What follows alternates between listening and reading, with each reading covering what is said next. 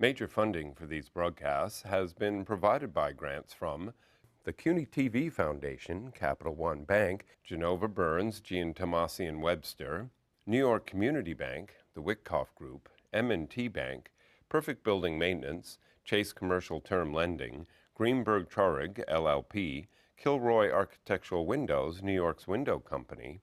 Additional funding is provided by grants from AKA Hotels, Corming Communities, Aerial Property Advisors, Bank of America Merrill Lynch, Bank Leumi USA, Briarwood Organization, CBRE, Colliers International NYC, Cushman & Wakefield, Customers Bank, DDG, Dime Savings Bank of Williamsburg, Eastern Union Funding, Flushing Bank, Friedman LLP, Gemini Real Estate Advisors, LLC, Herrick Feinstein, LLP, Hersha Hospitality Trust, Investors Bank, James D. Kuhn Real Estate Institute at Syracuse University, James Orphanides, Centurion Holdings, Margolin Weiner and Evans, LLP, Madison Realty Capital, Massey Knackle Realty Services, Matone Group, Meridian Capital Group, Newmark Grubb Knight Frank, New Banks, People's United Bank,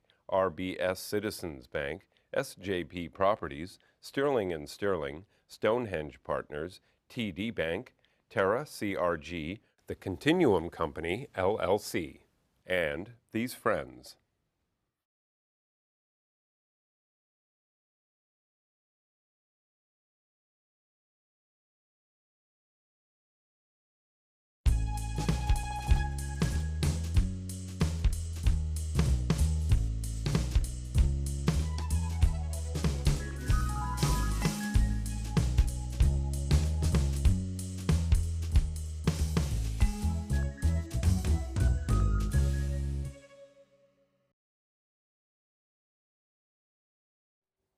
So somebody, some people, they're born in Manhattan, they go to Atlantic, they grow up in Atlantic Beach, then they go to Pennsylvania to college, then they come back, and then they try their skill in real estate in different areas. They start as a lawyer, and then they get involved with the great Tishman Speyer, then go with the legendary Edward S. Gordon, and now, later in the career, this guy who, in the Maccabi Games even, and a major supporter for AIPAC, decides to go to work for one of the best office companies in the world, Brookfield. And I'm fortunate to have Mitch Rudin today. Thanks for being here.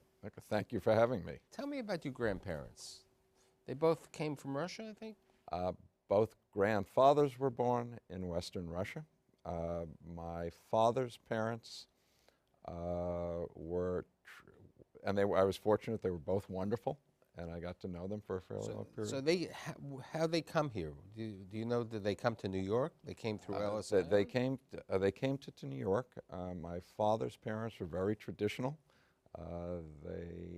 He worked for People's National Bank, retired around the time of the Depression, or was retired, and lived in a small apartment on West End Avenue, and had rented a studio every summer in Long Beach, near to us when we were growing up in Atlantic Beach. So that's that's your father's side. Right, and on my mother's side, my grandfather came over when he was a young man, and it was the one story that we all remember, because when they were escaping from the pogrom, he and his siblings were covered up by hay and took a wagon to a port and eventually made their way to New York.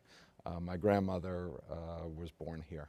Now, you said to me, your grandmother's side, they were the more comfortable side. They lived on Riverside Drive or something?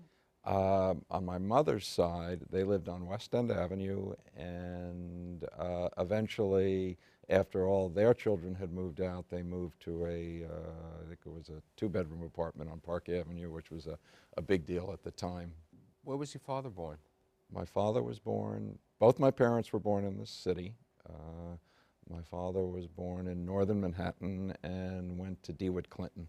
And then your father was in the Army?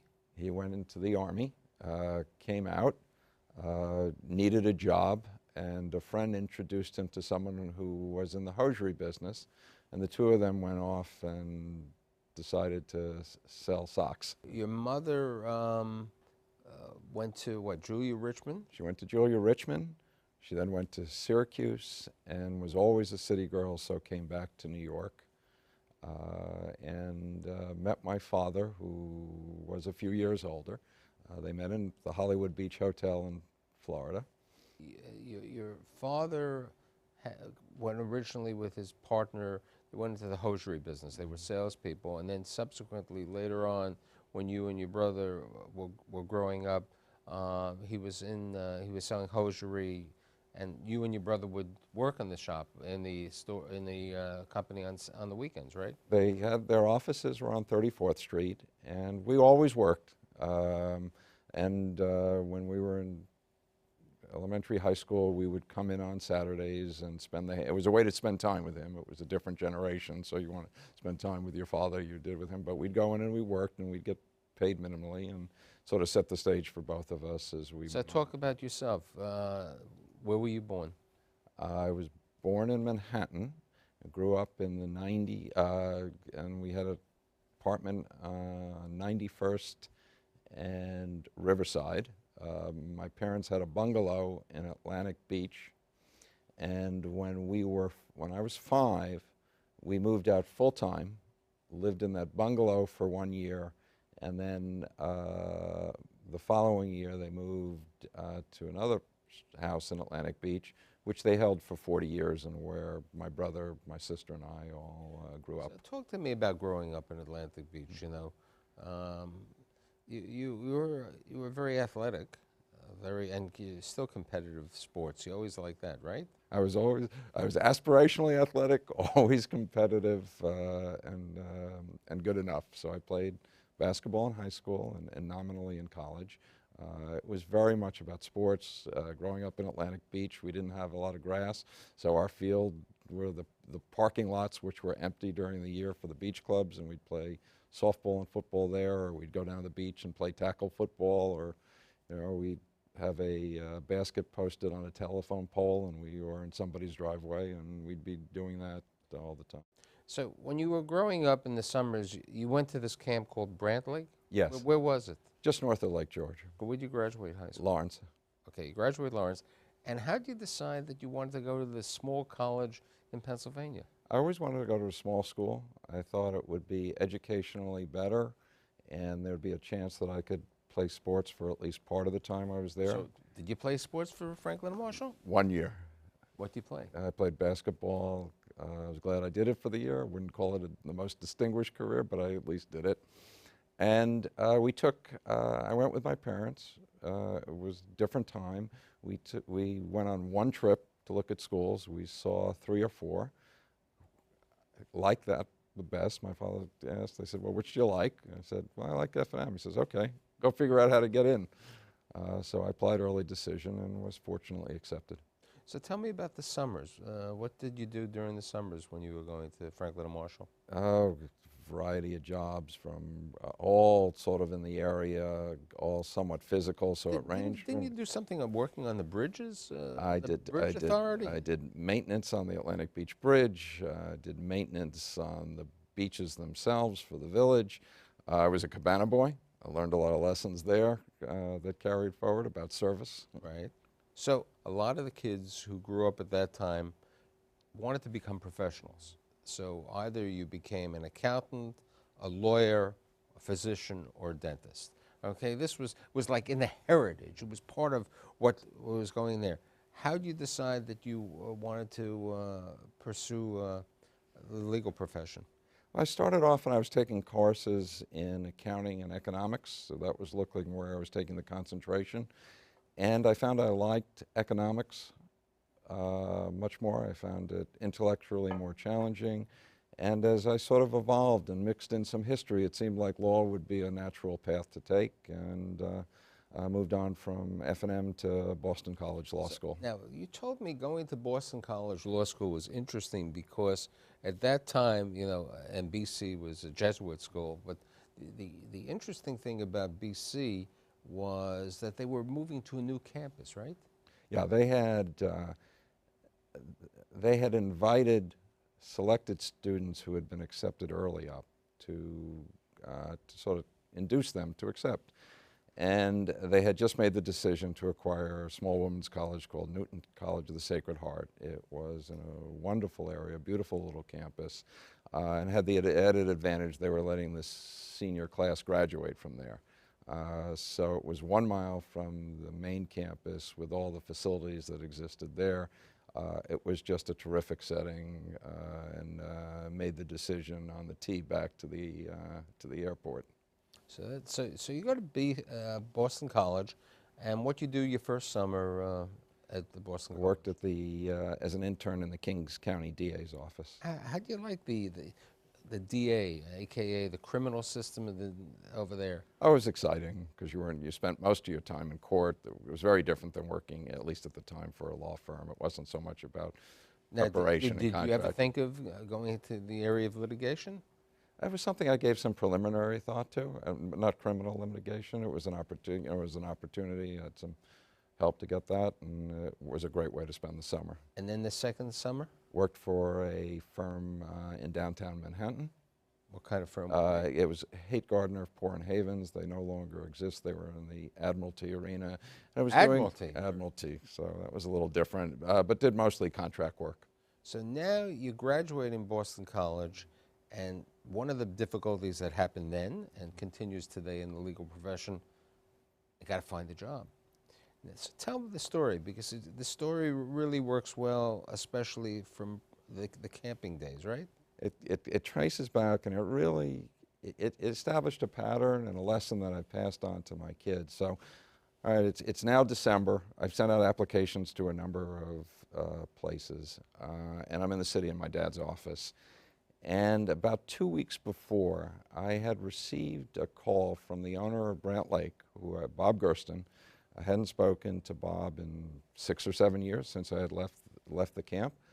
And he told me that somehow a friend of his got my resume. He saw that my first job was as a counselor at Brant Lake Camp and wanted to know about me. And he told me, he says I was a terrific kid and a terrific athlete, and went on and on about sports and things that probably shouldn't have how much bearing on getting a job at a law firm. But I'm sitting there with my dad, and he says, you know what, why don't you give that lawyer a call, which I do. I get him on the phone, and he said and he repeats the exact same conversation that Bob Gersten, he told me. It was a gentleman named Phil Schwartz, and Phil says, oh yeah, my friend Bobby is my best friend, and he said you're a great athlete and a great this and a great that, and he says, where are you? Even though you didn't make the pros, at least being a good athlete helped. At least in camp terms. Right. And he said, where are you? And I said, I'm in the city. He says, well, hold on a second. He asked me to come over, and I met with 2 of his partners, and they made an offer on the spot, and I joined Davis & Gilbert. It was and remains a terrific firm, and I continue to have some very good friends over there. So let's talk about that. You know, when you got to Davis & Gilbert, I mean, you know, looking at your background, you really had nothing to get involved with real estate, okay? That wasn't your area of expertise, which became your career, you know, after you changed law. So you go to Davis & Gilbert, and what do you start in? Is it a rotation at the beginning? They had a philosophy that for the first 2 years you'd rotate, and then what they would do is you'd mutually select. And sometime during the course of the first year, I did some work in the real estate department, which I liked doing, and I became a huge fan of the head of the department, still the head of the department, Jerry Uram, who still is a very close friend to this day. And we just hit it off, and we mutually decided that I would continue in the real estate department. Now, one of their areas of expertise, besides real estate, was they were like the counsel to all the advertising firms, correct? And that's really, you know, they had represented Ogilvy, correct? Ogilvy and Darcy and Benton and Bowles and Doyle Dane Bernbach and a long list. They were the preeminent firm. They were, and to this day, they're still the preeminent firm in the advertising industry. And what happens is you're involved over there, and you're working on a lease, and this is when Hudson Street wasn't Hudson Street. Today, you know, it's Hudson Square, it's a different world. You were working on this lease when it was the printing companies. I mean, you know, that's what was Hudson and Varick were printing companies, these big machines, all the rest. And all of a sudden, Tishman Speyer decides to really go out there and build a building. So tell me about that. The last year I was at the firm, Davis and Gilbert represented the three largest tenants of the city, all of which became anchor tenants for new construction. Right. The first deal to be completed was Saatchi & Saatchi at 375 Hudson Street, and Jerry was the partner and I was the senior associate. And the firm was also working on the transaction of Worldwide? At Worldwide with Ogilvy, and then Darcy Macias, Benton and Bowles at 1675 Broadway. So you're working on this transaction at 375, and what happens? The deal concludes at the end of May '85. I remember the timetable because my son, oldest son Scott, was born 2 or 3 days before the lease was signed. And when the deal's completed, Jeff Wharton, who was leading the negotiation on behalf of Tishman Speyer, spoke to Jerry and said, we're looking to expand our department. We thought Mitch comported himself well. We'd like to approach him. And but you were on partner track. You could have been a partner perhaps in a year. How'd you, and at this time you were married, because you said Scott was born, how'd you look at this opportunity to go to work? And Tishman at that time was not the same Tishman today, but they were still a great company. A great company, but I was on a great career path, and I was fulfilling what I wanted to fulfill, and I was also fulfilling what my family wanted to fulfill. And the real estate industry was alien to us. We hadn't grown up with people. We didn't know people. Hosiery and socks, but we knew that. Right. You know, but we didn't, and we knew about going into professional careers. Right. But we didn't know anything about real estate. So, you know, I of course took the meeting, and over the next course of the next 5, 6 months, I really became comfortable with it. And it had nothing to do with getting comfortable with Tishman Speyer, because we had spent so much time together across the table from each other, or with Jeff, or with Jerry at the time. But it was all about, would I move away from the career path of becoming a partner at a law firm? And ultimately, I decided to take the chance because I felt that even if it didn't work out, if I spent 2 or 3 years rounding out my education, learning the financial, the operational, and the market side of the business, all it would do would make me that much better a lawyer. And you could have come back to the law business. I assumed I could have come back to the law business. So when did you join Tishman Speyer? So now we're in November 1985. You worked on, was it New York Plaza or Tishman Speyer? That's Cushman. fast forward. So talk 4 or about 5 years from now. So let's talk about what did you do. There were a number of buildings that Tishman was involved with at that time. 520 Madison, Tishman correct? owned 520 Madison, but the project that was coming online, which they were the developer for, was Equitable Center. Right, which, as you said to me, people forget that the city was different. It was 7th Avenue. That was the frontier. Right, it was the west side. People said, who's going there? I mean, it was like Worldwide, which was the frontier at that time. And this was ahead of it because this had been built already. Worldwide was at that point the next building in plans in the next phase. And I remember articles in the time, you know, who's ever going to move to 7th Avenue? I remember there were tenants, if you know that building, they're linked through a concourse from 1285 Avenue of the Americas to 787 7th, and there are tenants that would not enter that concourse. On the back. But part of that was the brilliance of taking the back and really putting in the showcase restaurants, right? It was great with the amenities that they built there. They had a health club too, or if I remember. Oh yeah, there was a health club, Le Bernardin, which of course to today is one of the best restaurants in the city. And but Palio, and people ended up senior executives ended up finding their way there because they were going to Le Bernardin. And then we had the Roy Lichtenstein mural and the Equitable, I mean, these things are all coming back. We had the Equitable Museum, an art gallery. So there was a lot to bring people there. And it became a very successful project. So what happens, you know, your brother is at this time involved with, you know, there are legends in real estate, and one of the legends that you work for later on in life is the legendary Edward S. Gordon, okay? And truly a character and a legend. That's the best thing about Ed. And Eddie, you know, has this shop, and it's a ski trip, right? Yes. It's now March 1989, and Bonnie and I have planned a trip to Vail. Coincident with that was the ESG management retreat to Aspen. My brother was on the management team at ESG, my brother Robert. And we had made plans, because I had never been to Aspen, to drive over one day and spend the day there. Night before, he calls me, he says, "Don't come." I said, "Why don't come? The roads are fine." He says, "Well, we're on the plane out, we're talking about, we need somebody who has large transaction experience and has spent more time on the landlord side than the tenant side." And after going through a variety of people, they look at me and they say, "That's your brother." And I say, "My brother's not coming here. He's at Tishman Speyer. Why would he ever go Pardon from me, a Tishman Speyer, right. prestigious developer to come to this place?" And I said, "Look, I'm a big boy. I can take care of myself. We're coming over to ski." I then get subjected to one of the all-time great selling jobs. Eddie arranges it that Robert, Bonnie, and I are on a gondola with him to the top of Ajax, so we're a captive. He completely ignores me and is talking to Bonnie the whole time about how great this is. And Bonnie is terrific, and she's a tough sell, and she's getting him, "Yeah, Eddie, yeah, that's great. It's all very nice. I'm glad to hear all this stuff." And we jump out, and he turns around and he says, "You know what, Marty Turchin's going to give you a call. You should think about taking that call."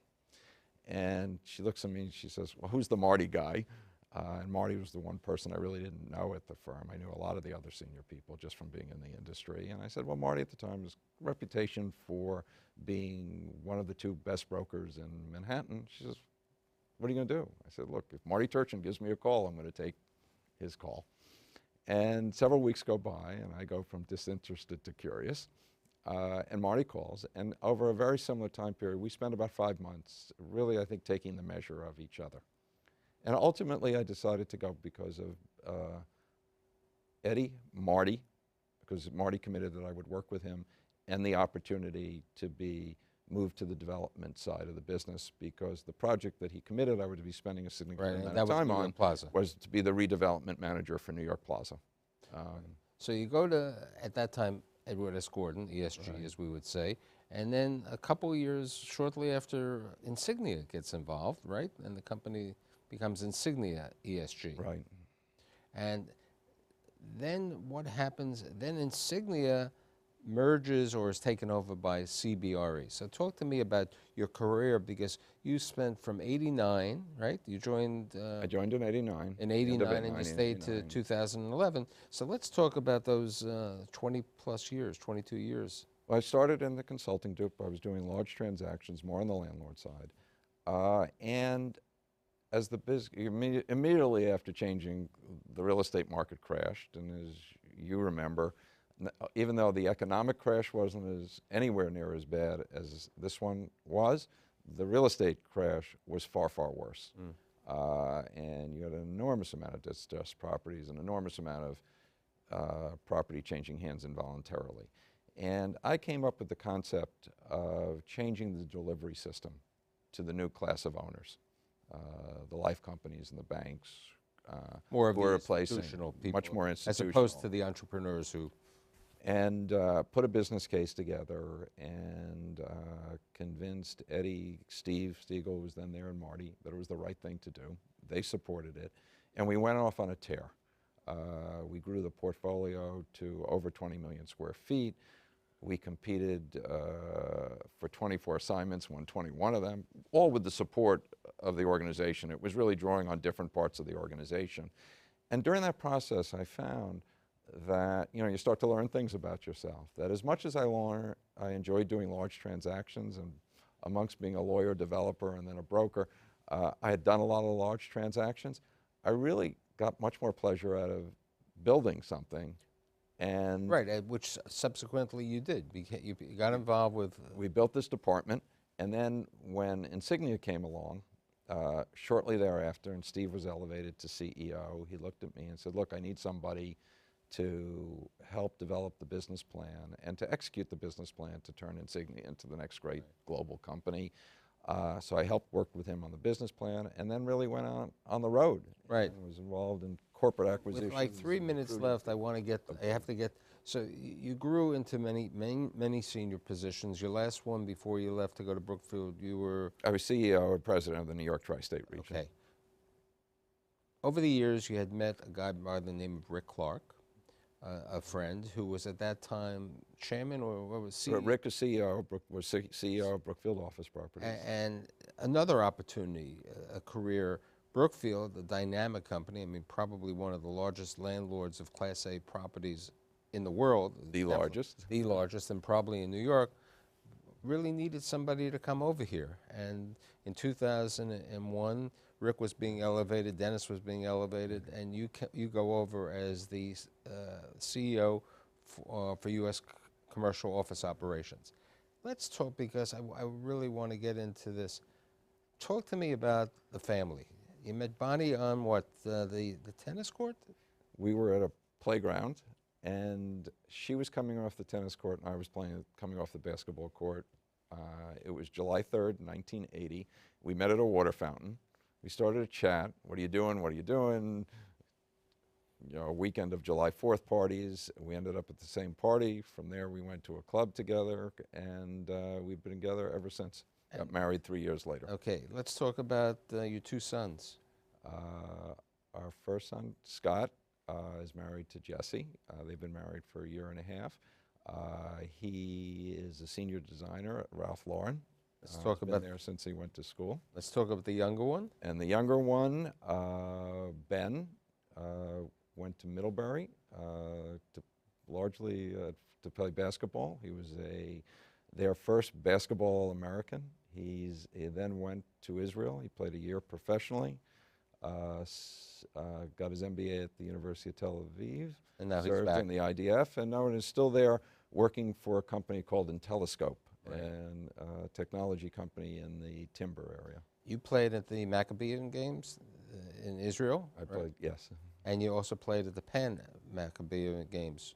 In Santiago and Buenos Aires. Right, and you and I have been involved with this APAC. How did you get involved with APAC? It was funny, I had a friend who was involved, and I didn't really fully understand it. And when Ben went to Israel, I thought it was a moment of reflection. And I'm involved, as you know, in a lot of not-for-profits. But it's a great cause. And that was it. So I'd say for the kid who grew up in Atlantic Beach, who Franklin Marshall, then BC, who's gone around, you've done a lot of good things. I'm happy you were here today with me. Thank you for having me.